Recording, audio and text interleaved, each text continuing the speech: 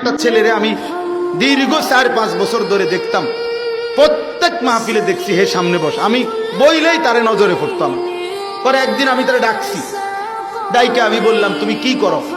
কয় হুজুর আমি ঘাস, মানে প্রতিদিন ঘাস কাটি আর ঘাস কাইটা বিক্রি করি, যা পাই তা দিয়ে সংসার চালাই।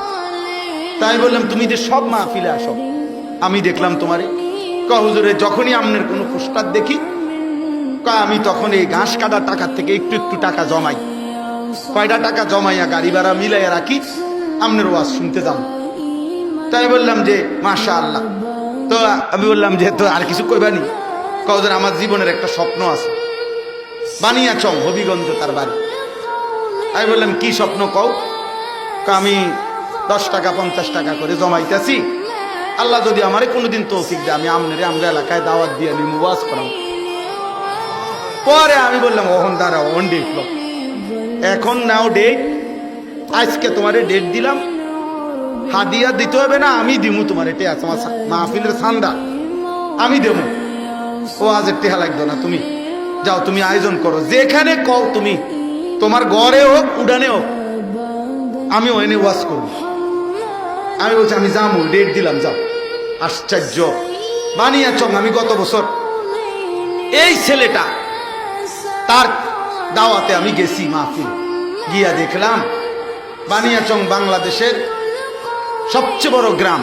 তা জানেন বাংলাদেশের সবচেয়ে বড় গ্রামের নাম হলো এই বানিয়াচং হবিগঞ্জ। এক গ্রাম এক উপজেলা। হ্যাঁ হ্যাঁ, এটা গ্রাম একটাই, একটা উপজেলা, বুঝছেন নি হুজুর? গিয়া দেখছি ওই গ্রামের মানে ওই উপজেলার সবচেয়ে বড় কলেজ হাই স্কুল মাঠ, যেটা বিশাল মাঠ, এই মাঠে এই ছেলে মাহফিল মানে আয়োজন করছে। আমি গিয়া দেখি একেবারে যদি কম হয় মানুষ 15-20 হাজার,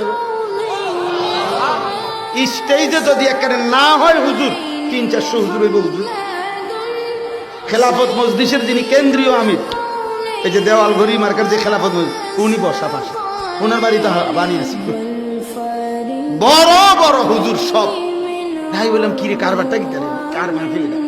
হুজুর কইছি তো আমার আইয়া এলাকা, আমার আর ধরতেও দিছে না, সব আলেম ওলামা পাবলিক মিল্লা এই মাহফিল এত বড় বানাই ফেলছে।